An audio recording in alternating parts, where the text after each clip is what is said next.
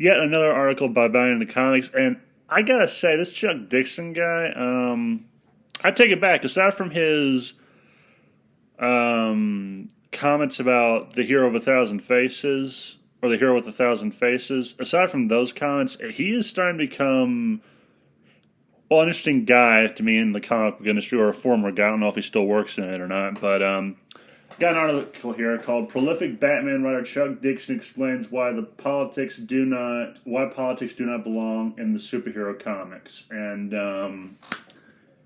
for those of you who don't know who this guy is, I think he was a co-creator of Bane, and he's made other comments in the past, like why manga's wiping the floor. I'm sorry, I swear, English is my first language. Why comics are being wiped the floor with by manga. He said that in the past, and he also said this, and I saw this article, it was like one of two I wanted to talk about, and yeah, I thought I'd talk about it. Prolific Batman writer and creator of the villain Bane. Okay, I was right. Chuck Dixon recently explained why politics do not belong in superhero comics. Dixon shared his thoughts in his most recent episode of Ask Chuck Dixon, where he was asked by Chris Quave, I'm probably pronouncing that wrong, "Are you against politics and comics completely?" Dixon answered the question saying, "Absolutely not. I've written political books. I did The Forgotten Man, A History of the Great Depression, adapting Amity Schleil's epic history of some of the darkest years of American history." He continued, "I don't think it's political, but it's because it's seen to have a conservative viewpoint. It's very down on the New Deal, which I don't think history is going to judge well in the end, so I've done that. Clinton Cash is a far more political book as an adaptation of Peter Schweizer's. Oh, I swear, why can people not have pronounceable names these days? Exposure of Bill and Hillary Clinton's rather tawdry work with their foundation and how basically they used it to enrich themselves. Imagine my shock. It's pure political, so I'm not against politics and comics. I'm not against anybody's politics and comics," he detailed. Dixon then went on to discuss that he read Spain Rodriguez's Trashman series. He said, "Back in the underground days, I used to read Trashman by Spain Rodriguez. It basically calls for Marxist revolution in the United States. Bloody Marxist revolution is a very anti-American, very anti-white when you get right down to it."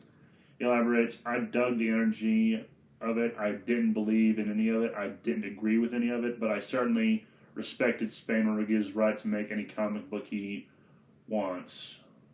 I'll be avoiding that one then. Dixon then transitioned to explain why he believes politics doesn't belong in the superhero comics. He explained, "My problem with politics in the comics is when you mix it with the mainstream comics, when the superheroes take a side, decide that they're Democratic or Republican, and 99.99% of the time they're going to side with the Democrats when one president is seen as a hero and the other one is seen as an ogre or a coward or whatever, depending on their party line.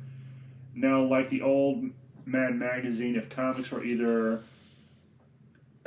were to either elevate or mock each president with the same severity of the same level, I'd be fine with it. But this is politics being put into a place it doesn't belong. Politics does not belong in the superhero comics," Dixon declared. Yeah, they made MODOK into a Trump head. There's an image of that on this article. I'll be putting it in the description. He then asserts, "I've said it before, I've said again, and I'm a comic fan, you're a comic fan, but let's face it, these characters were created to entertain children. They were never meant to be political. They were never meant to be literature. They were never meant to be meaningful. They were just meant to be good, solid American red-blooded entertainment, and putting politics into it ruins it. It ruins anything. If you made a political kung fu movie, I would say the same thing. Get off it. Stop doing that," he continued. And that is the end of his comments and the end of the article. As always, I will be putting links to this in the description. I like this. Like, I'm not against politics being in an entertainment medium completely. Like, I think some stories work with politics, but Don't have it be real world politics.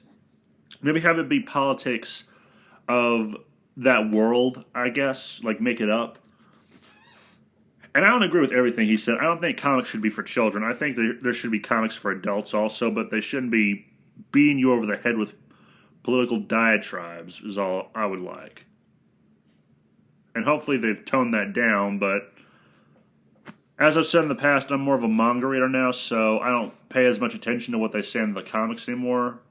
Unless it's Red Hood, in which case I check it out. But, yeah, that's Chuck Dixon's thoughts, and, yeah, I hope this guy doesn't work at DC anymore, because they'll probably rake him over the coals for that. But, yeah, that's the article. And my thought is, he's hitting the nail on the head harder than Mike Tyson. So, yeah, I think he's 100% on the nose about this. Again, harder than Mike Tyson. And, yeah, it's some good points he's made. Or a good point he's put it out. And that's the end of the article. Let me know your thoughts in the comments. And remember, the game was rigged from the start. Have a nice day.